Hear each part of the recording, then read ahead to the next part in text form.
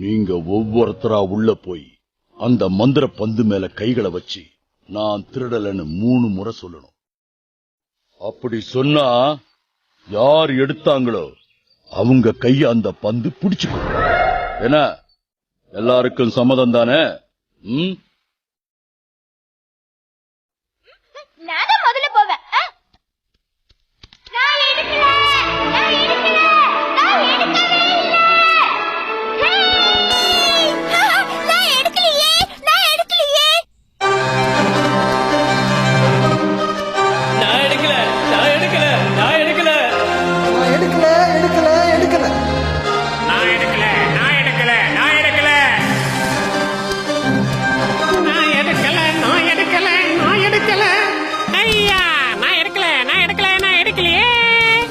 யாருமே எடுக்கலையா?